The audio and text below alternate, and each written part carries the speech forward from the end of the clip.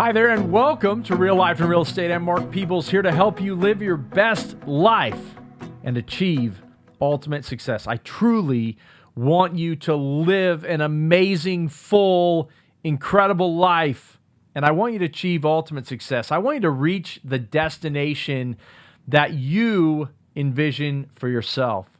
And oftentimes, in order to do that, we have to have some vision, right? And so that's part of this whole show. We talk about vision on here, but I don't know. I just wanted to say that today. Listen, we have a lot of great things coming up. In fact, we're about to launch the Ultimate Success Framework, which is going to help you manage the two most important assets you have. Manage your time, manage your relationships. And if you do those things well, you're going to experience tremendous success in the business. But I believe that your success in the business should help you to live your best life and push you towards achieving ultimate success. So all of that to say, I'm really excited about the launch of that. Should be hitting any day now. We'll have some updates coming up on that. Speaking of dates, I actually am in South Dakota, and I'm going to be teaching classes from the 22nd of this month in September all the way to October 1st. So we're going to be in Aberdeen, South Dakota on the 22nd, the 23rd in Watertown, 24th in Brookings, 25th in Huron.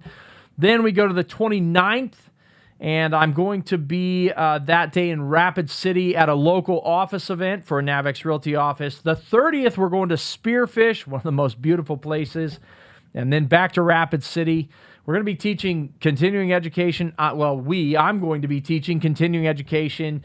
It's going to be a great time, teaching this whole time, and would love to have you out if you're in South Dakota. And I know we do have a lot of South Dakota audience, so would love to meet you face to face, and then get to share some great content with you while I'm out there. So, all of that said, I want to also remind you that wherever you're getting this podcast, I would love it if you would just follow the podcast wherever you listen to your podcast. And please, please, please go on YouTube. We would really appreciate if you would like and subscribe to the YouTube channel, which you'll find at It's Mark Peebles. At It's Mark Peebles is where we are on YouTube, and that's where Real Life in Real Estate, along with Monday Mindsets, also part of the Real Life in Real Estate podcast, can be found. So we'd really appreciate that. And we love having you listen. We love having you engaged with us. So thanks for being here today. And today we're talking about something that I believe is almost a lost art form. We've had so many new agents get into the business over the past 5 to 7 years when we have been in a seller's market, a big-time seller's market, that there are a lot of agents out there that have no idea how to put a listing on the market, service that listing, and then do one of the most important things that we can do in this business when marketing a listing, and that is a price reduction. So today, I want to talk to you about the art of asking for a price reduction. You need to know how to ask for a price reduction. Really, you need to know what to bring to the table when you're going to ask for a price reduction. So we're going to talk about that today. You know, early in my career, my dad and I it was around 60 listings at a time. Now, some of you out there, if you're a high-producing team, you might be carrying something like that today. For many, many years, we carried 60 listings. And so I might have had a day where I was calling on a Monday, Tuesday, Wednesday, 15 different listings asking for price reductions. And so I got very good at how to ask for a price reduction. Here's the amazing thing. We would have stagnant listings that were not moving. I would call, or my dad would call, we would ask for the price reduction, and pretty quickly, we're getting offers on them. And sometimes it isn't. A price reduction is what is going to get that listing moving. Again, listen to last week, the 4 P's of marketing, and I made the case for why price is so important. And right now, as you're pricing listings, you need to price where you believe the listing will sell. We are not in the market of 2020 or 2021 where you could price it anywhere and it didn't matter and you were going to get multiple offers and they were going to go $20,000 over asking price anyway. We're not in that kind of market, and I think I can safely say that across the nation right now, we're not in that kind of market. Now, I'll say, we still are seeing multiple offers in our market, but they're few and far between, and rarely are we seeing the number of offers that we were seeing just a few years ago. So we might get 1, 2, 3 offers on a place, but we're not seeing the 10 or 15 offers on a home like we were seeing a few years ago, okay? So the reality right now is that you need to know how to ask for a price reduction. What do I do to ask for a price reduction? This is something that I'm starting to teach in a listing course. I'm teaching listing presentations, and then a big part of that is then how do I customer service a listing? And part of customer service, yes, it is part of customer service, is how to ask for a price reduction. You need, as part of your service, to know how to advise a client on when they need to reduce their price. So let's talk about this today. And then here's what I'm going to tell you to do. Take a listing that you have on the market, go through this process. What I'm going to talk to you about today, go through this process, practice. The first time you make a listing presentation or the first time that you are going to ask for a price reduction should not be when you're actually asking for the price reduction. Practice. Get a friend to practice with. Practice with another agent in your office. Practice with your broker. Practice with your dog if you need to. But you need to practice this and know how to have these conversations. So, first part of the art of asking for a price reduction is, number one, set expectations up front in your listing presentation. It is much easier to ask for a price reduction if you have a pricing model and you set the expectation up front with your sellers that you have this pricing model. So I did talk about this when we talked pricing on the episode before this with the 4 P's of marketing, but let me review this for you because it is important. Back when I got into the business in 2006, the National Association of Realtors put out a study that showed if a house had been on the market for 21 days or had had 10 showings but no offers, that the buying public was rejecting the price. And that is key. You know, as agents, we don't price the home wrong. Now, let me tell you, in my career, a couple times, I have put a totally wrong price on a house. I've priced it, most of the time it's pricing it too high. It's not pricing it too low. And I haven't done this for years, but there are a couple of times that I can think back to in my career where I didn't price a house right. I priced it way too high, and therefore we suffered on the market because of it, okay? But right now, you definitely don't want to price high. You want to price where you think the house is going to sell. I'll tell you that. But then you want to set up the expectation up front with your seller that you have a pricing model, okay? And 2110 became my pricing model when the National Association of Realtors put out that study. Now, it has changed over the years because let me tell you this. 5 years ago, 2020, if I had put a house on the market and we didn't have an offer in the first day or first 2 days, the price was too high. And that did happen a couple of times. And we did have to make adjustments to prices, but very few and far between back in that time. Today, though, you can think you're putting the right price on a home, on a house, and all of a sudden, no activity in the neighborhood. A house just sold up the street for more money. But within 30 days, everything has changed in the market and nothing is happening on that listing. I actually have had one like that recently. So with that said, you need to set the expectation up front, and the way you do that is with a pricing model. The pricing model, you can call it 2110 if you're in a slow market. Okay. Right now, most of the time, I'm telling my sellers up front that I'm working on a 710 or a 1010, and I don't give them both of those numbers. I tell them based on how quickly their market is moving and how fast we should be under contract So I'm telling them a 7-10 or a 10-10. You might do a 14-10 if your market's starting to slow down a little bit. But the reality is that you need to have a pricing model and tell them, when I put your house on the market, I'm using this pricing model, the 7-10. So if your house has been on the market for 7 days, or we have had 10 showings with no offers, then we need to consider a price reduction, a price adjustment. All right. So you've set the expectation up front. Hey, listen, I don't want you to be surprised. I'm not an agent that's going to give you a high price that you want to hear. We call that buying the listing. Never buy a listing. I know agents that do it. I've been beat by agents that do it. And guess what? The house sells where I said it was going to sell. And all they wanted to do was get the listing and then beat them down on price. Don't practice that kind of real estate. It's just not ethical, okay? But you still might need to make price reductions. So you've set this expectation. I'm going to be calling you, in 7 days, and we're going to talk through, what kind of adjustment we might need to make if the buying public rejects our price. Okay, that's the key. The buying public rejects the price. It's not that you priced it wrong, but the buying public has rejected the price, which is actually what is happening. They didn't like that price. Okay, so number one, set the expectation. Number two, you're going to prepare for a review of the listing performance. So what is included in the review of the listing performance? There's going to be a lot of things here.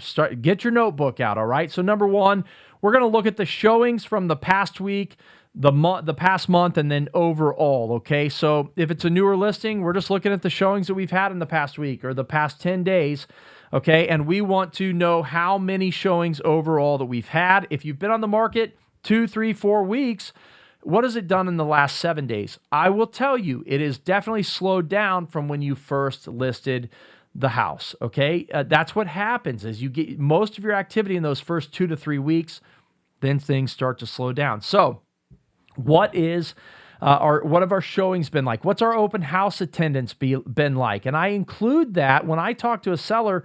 Open house attendance is as good as showings, okay? So we want people coming through our open houses. It's a great way to get feedback, which leads me to my next point, which is what was the feedback from the showings and the open houses?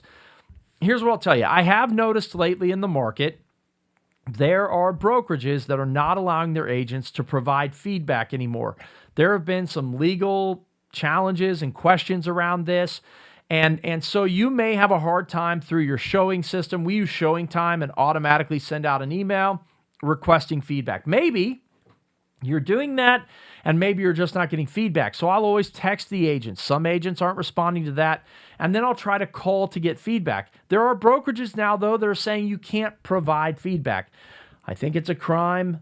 We are not doing anything to hurt our clients by providing feedback as agents to one another, so long as we do not do it to the detriment of our client. Here's one of the things that I've heard is happening when they're providing feedback. They're saying the price is great.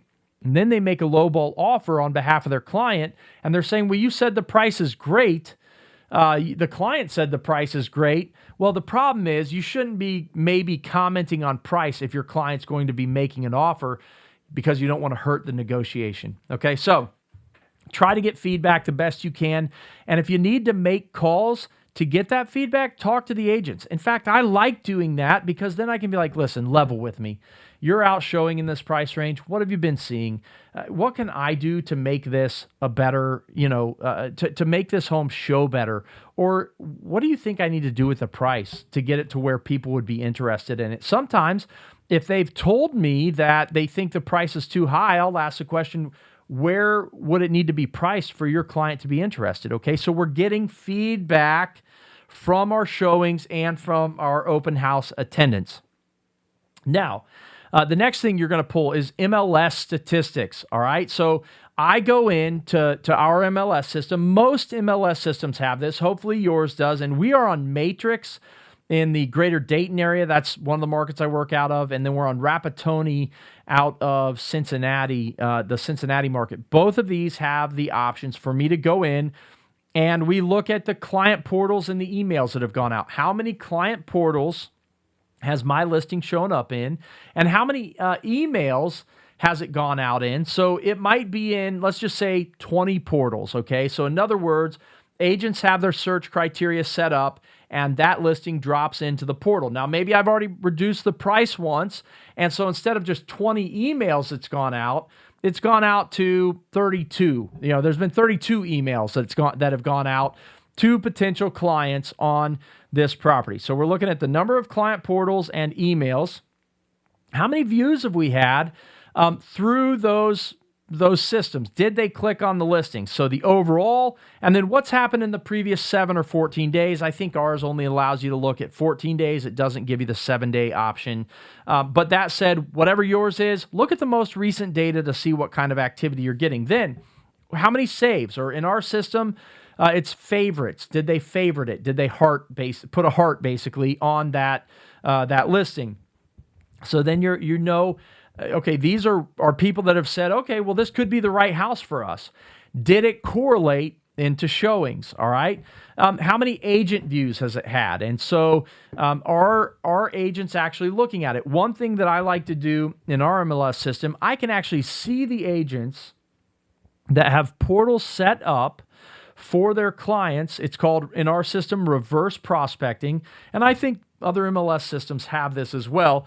But I can go and see there were 40 agents that had clients that have portals set up, and I can see who those agents are. And then the nice thing is, I can pick up the phone and I can call those agents. I can text those agents. I can, reach out to those agents, or I can send an email out to them with a link to the MLS listing where if they click on it, the number of views go up. And this is actually a good thing to monitor, because if this week you had 100 agent views, and then you go to your client, you say, hey, we had 100 agent views this week, but I'm going to send out a round of emails to the agents that have clients in the portal, and we're going to try to get some more interest in it. The next week, you can say, look, we have 170 agent views. In other words, agents started clicking on it because of the marketing that I did this week. It's a proof source for your marketing. I had a client closed, moved into their house, and 2 weeks after they moved in, they called me one morning and said, Mark, we have a problem. Our water heater is leaking. I was like, uh-oh, we better get someone out for that. But wait a minute. I ordered an Advantage home warranty on your house. You actually have a home warranty. That's easy. So I provide the phone number. I provide all of the information for the home warranty. They make the call, and within 24 hours, they have a new water heater without all of the stress and worry. That's the value of an Advantage home warranty. I recommend it to all of my clients, and I recommend the Elite plan because then they're not paying every time they call someone for a service call. So Advantage home warranty, best home warranty in the business. Learn more for yourself or your clients at AdvantageHW.com. That's AdvantageHW.com. All right. So the first thing in the review of the listing performance is the MLS performance stats, or not. That's not the first thing. It's actually showings, open houses, feedback, and then your MLS performance stats. Now, let's go to portal performance. What are the search portals out there, the Zillows of the world? What's going on those? And I'm just going to be straight up. If you listened a few weeks ago, you know that I did a whole thing on what Zillow's doing, where you're keeping your listings off market. Go back and listen to that one. But here's the reality with Zillow. It's a number one portal. You need to have your listings on the number one portal out there. And they also have the best consumer statistics. So if you go to the 3 dots up in the top right corner of the listing and you click on the owner, you want to click on that and then go to the owner view, you're going to get good stats out of that. Now, your owners can get access to this too, which I think is great. But in there, you want to look at what the traffic has been on the Zillow listing. How many views have they had total, and how many have they had in the past week? The nice thing about Zillow, you can look at the past, 5 days, or it's 5 or 7 days that it has in there, and you can see, man, we had 35 views this day. We had 22 views this day. We had 14 this day, right? So you can actually track and see how many views you've been getting the next day. Here's one of the things that is actually good. You can see when you reduce a price, the views go up, right? So I usually like to reduce on a Thursday or a Friday going into the weekend. That's when portal traffic goes up. And when I make the reduction, I can go back and see that the portal views jumped over the previous weekend at the previous price. So just know that Zillow actually is a good place to look. Zillow also tends to show the most saves. This is where a lot of buyers are saving the listings. Now, I love to use this when I'm asking for a price reduction because I can say we have 65 saves on Zillow, but we've only had 4 showings. That means that there are, 60 people out there that are watching the listing, waiting for the price to come to the right place so that they can act on it. We can use that data very, very well. So just know that. The other portal that I oftentimes will look at is homes.com. You can look at realtor.com. Realtor hides that data. For whatever reason, I always have a hard time finding it. It's not pull it up and boom, there it is. One of the things that I like about homes.com, if you have an account with them as an agent, you'll get a dashboard and you can click right into your listings from the dashboard and get all of the stats on it. Now, when it comes to homes.com, you do want to see the views, but don't get confused because they'll have like thousands of views on there. I pulled up one of my listings recently. There were 8,000 views, and Zillow was showing that there have been like 900 views. I was like, well, it can't be that big of a difference, especially on homes.com, which has less than half the traffic of Zillow. The reason that it was that is because that is the search views. So in other words, someone does a search and it is in the search, that is counted there. All right. So someone could be doing a map search of the entire Dayton area with no price range in it. My listing shows on there. Now it's in the search views. Doesn't count. Okay. You want the detail page view. In other words, they've clicked on the listing and they're actually seeing the detail page on that listing. It's going to be a much, much smaller number.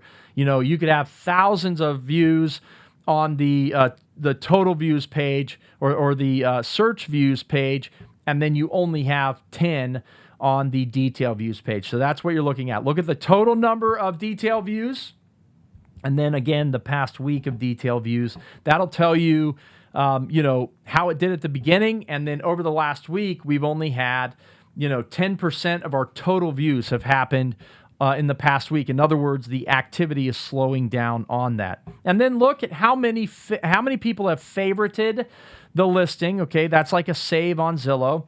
Gonna be a smaller number. And shares. Another thing is how many people have actually shared this listing with someone else. That tells me that someone found a listing. They said, oh, I should send this to my wife, or my mom and dad are looking. I should send this to my mom and dad, right? So they are sharing it with someone. I think that's another good thing to share with your seller. All right. So in terms of preparing for our conversation with our clients, we have now gone through our showings for the past week and the month. We've gotten the feedback, or we've worked through our open house attendance. Then we have got the feedback from the showings and open house. We've now gotten the MLS performance stats, the portal performance stats. The third thing that we're going to do is a review of the market. Now, as we review the market, we want to look at new and active listings that have come up in the past week. And by the way, you should be doing a listing review for your clients on a weekly basis, okay? I do every Tuesday. It is my goal to get out a review on Tuesdays for the clients. And the benefit of that, too, is that if we're asking for a price reduction, they have a couple days to think about it before when I like to reduce, which is on Thursday, okay, to give us the most activity going into the weekend. So with that said, new and active listings, what's happened in the market in the last week, the new listings that have come up, and then some of those are going to be active, and they've been your competition the whole time you've been on the market, all right? But we want to know that. We want to look at that. Now, I would consider looking a short radius to start. So look at what's happening right there in the neighborhood, maybe a quarter mile, half mile. maybe a mile, depending on how big the neighborhood is. But then what does the market look like 3 and 5 miles out in that price range, in that specific price range? Who are we competing with that's priced in the same vicinity that we are, within $10,000 or $20,000? If it's a luxury property, maybe you're going to look in within a $50,000 price range. Let's see who we're competing against and what are they offering that our clients are looking for. Believe it or not, when a buyer searches for a home, they're not just searching within the quarter mile that you searched. They're searching miles and miles. Sometimes they're searching community after community, and it could be a 20-mile spread. Now, you don't need to do your search that far out, but you do need to know within that 5-mile range in the community, what does the other competition in the price range look like? All right, so your new listings and your active listings are going to be, that's your competition, and that's going to be your primary focus when adjusting a price or repricing a home. Then you have your new pendings. What's gone pending in the last week? I just had one recently where I was super bummed. It went pending before mine did in the same neighborhood on the same street, and I was like, why did that one go pending? Believe it or not, I actually talked to the agent that had written the offer on it to find out why her people selected that one over mine, because they had looked at both. It's just more feedback that I can use to ask for the price reduction with my clients. All right, so your pendings, what went pending in the last week or since the last time I ran a review? And then what are the solds and closed? Did anything sell? Did anything close here since I ran my last review? Here's the thing.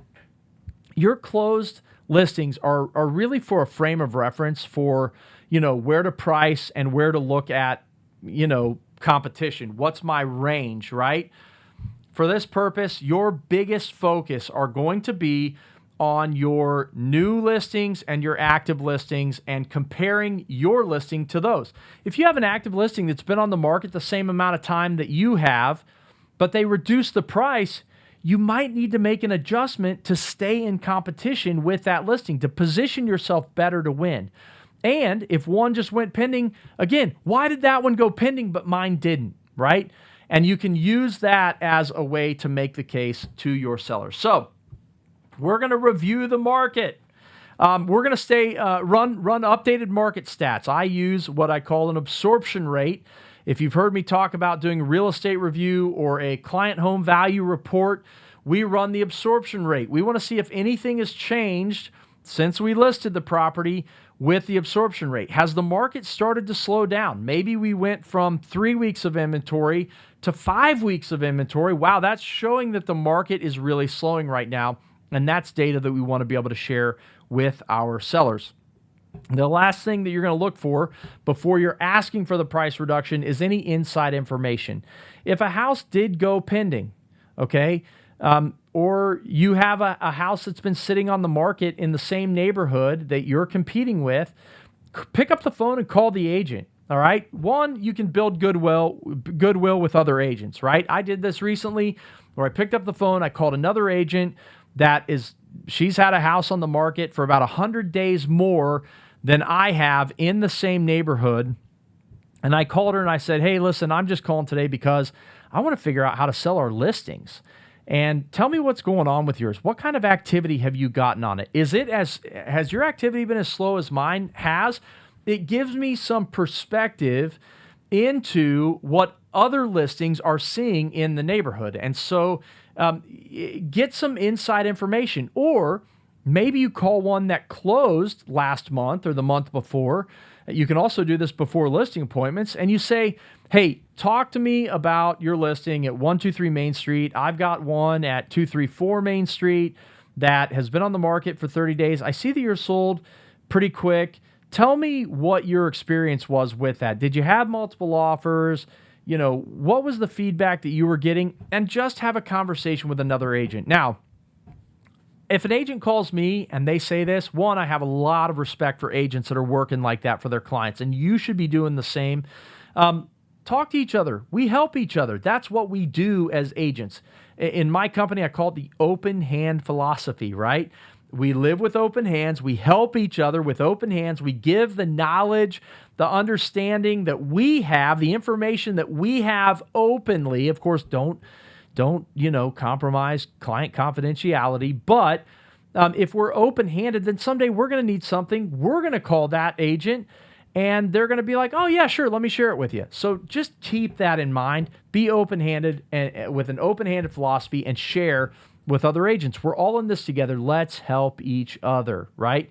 So try to get that inside information. Try to call 2 or 3 other listings on the market.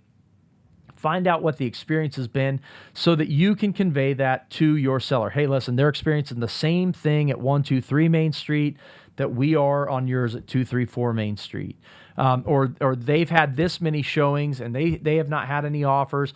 Be able to convey some inside information. It builds credibility and it shows that you truly are working to sell the listing and find out how to sell the listing. I don't know why this just came to mind. This is a total side beat, but attorneys practice law and doctors practice medicine. Sometimes we are practicing real estate in how to actually get that one difficult listing to sell. And you might have to try different things to make it happen.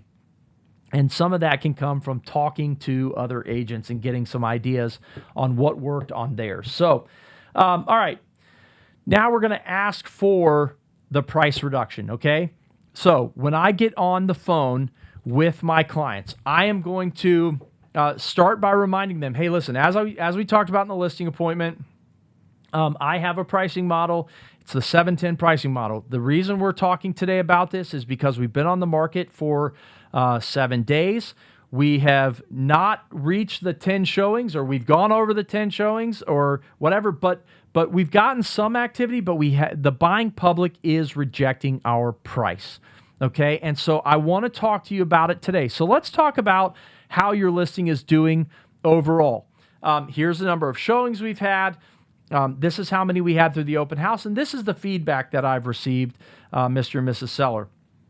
Now, in the MLS, this is the performance we've seen. This is how many clients have opened up the portal, and this is how many clients we've actually had your listing emailed to. And these are really, truly potential buyers that agents have out there.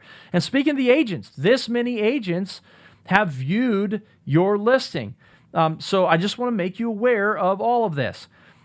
Here's what the portals have done. So let's talk about Zillow. That's the largest portal out there. You can actually see this data yourself, Mr. and Mrs. Seller, but here's how many views we've had, and this is how many we've had in the past week, and here's how many saves we've had. And this is a really important number because, as I just showed you, we've only had 4 showings. However, we have had 65 saves. That means 65 saves. That means that there's just over 60 people out there that have saved your listing as one that they would want to visit, but it has not translated for some reason into showings. Then we'll go into the homes.com data. Give them a quick hit on that. You don't have to go line by line through all of this. You're building your case, okay? You're building your case to ask for the price reduction.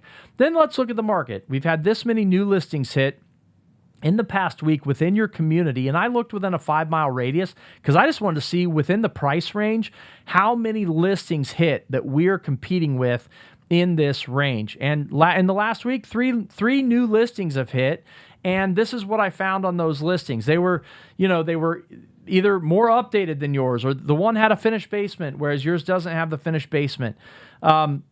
Then the pendings, with 2 of our competitors have gone pending in the last week, which is good in one way because it means that now we're not competing against them. However, we've had new competition come to the market.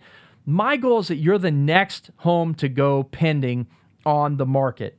And then I also ran updated market stats. I wanted to go over those with you because since we listed this, we've seen about 4 additional days of inventory pop in. In other words, listings are now starting to hit and stay on the market a little bit longer than when we listed 30 days ago, okay? Now, I also, because I really just wanted to get inside the minds of buyers, I actually called some agents that have listings that are your competitors or that just went pending, and here's what I found there. And so now I'm, again, building the case. With all of that said, I do believe we really do need to adjust the price. We need to find the price where the buying public is going to react. And when we get the right price, they will react. Not only will they react with more activity, more showings, but we'll get an offer or offers. And that's really what I'm trying to get us to right now.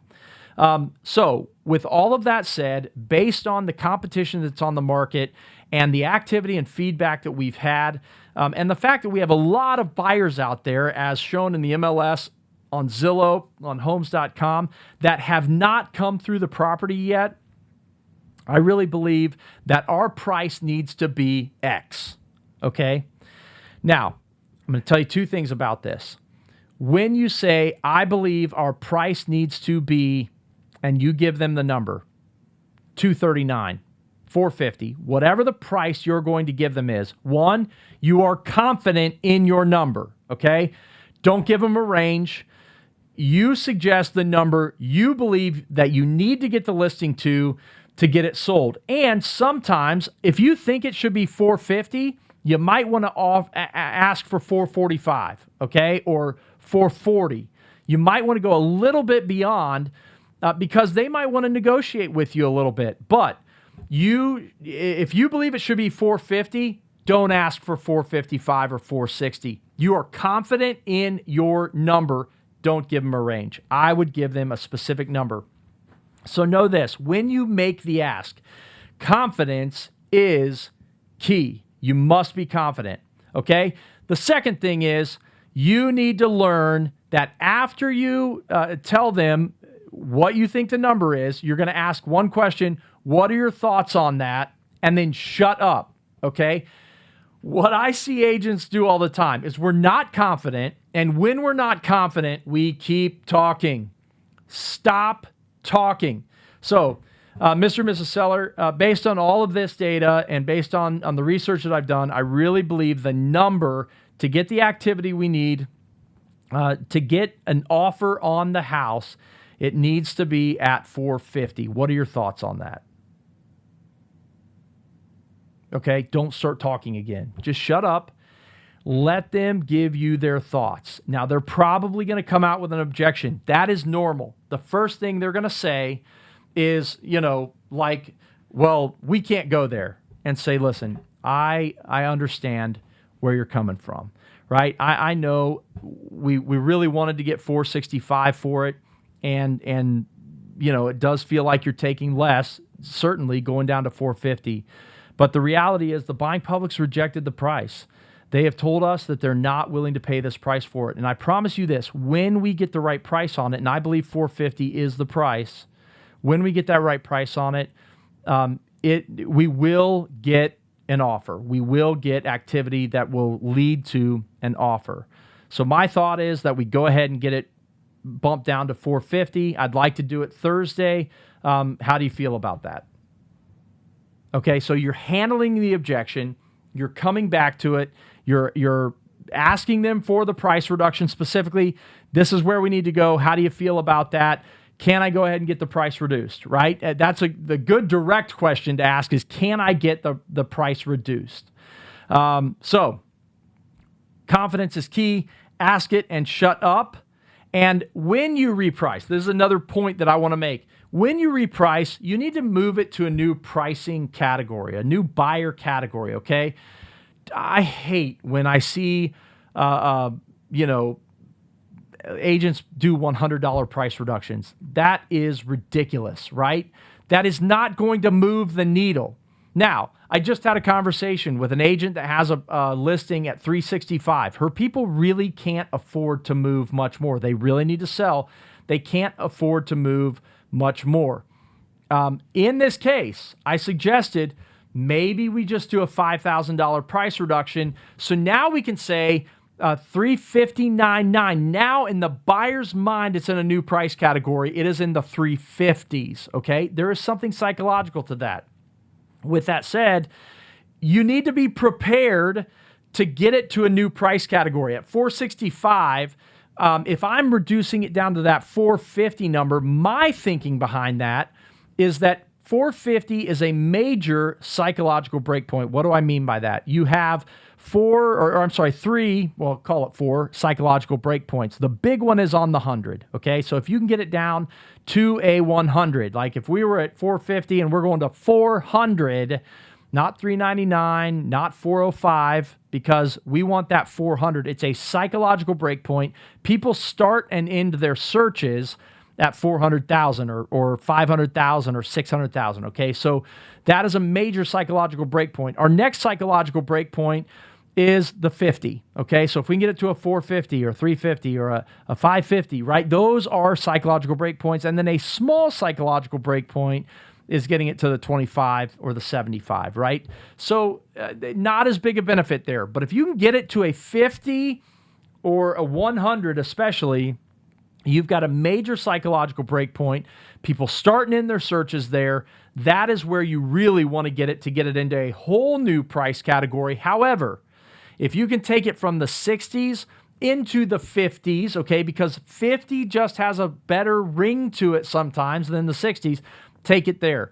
But in today's market, I even say most of the time, in some cases, like I shared, it can work, but most of the time, $5,000 is not going to be enough unless we're talking a $100,000 property, which most places across the country are few and far between. And I live in one of the most affordable markets in the United States. Okay. So, confidence, ask and shut up, move it to a new buyer category, and then ask for the price that gets you activity, right? I think I've already hit that one, but you want to get it to a place where you believe that you can get activity. If one of those listings that just went pending, you talk to the agent and he got it to 450 and that's when it popped and he started getting activity on it, well, maybe you should think, if I can get it to that 450 number, that's where I can get the activity and our listing will pop as well, okay? All right, so I covered a ton of information today. I'm actually this fall going to be teaching a whole course on, how to do a listing presentation, how do you customer service a listing, and a big part of the customer service piece is going to be that you are going to ask for price reductions when necessary. So for all of you out there that, are listening to this and thinking, I've never had to do this before, I really hope that you'll practice through this. I hope that you'll take one of your listings now. And if you don't have a listing, who cares? Go and take one of your other agents in your company's listings or any agent's listing and go through and practice the process of pulling the data together and getting it all into one place, and then practice the delivery on this. Remember, just be direct, be confident, and shut up after you ask the question. But you need to practice this. The first time you ask for a price reduction should not be when you are sitting in front of a client. Now, I'm going to be really brutally honest with you right now. Recently, I started having listings hang out on the market again. I have not had it in years. I'm very good at pricing homes, and I have not had it in years. But recently, I have started to have some listings hang out on the market, as many, many agents have.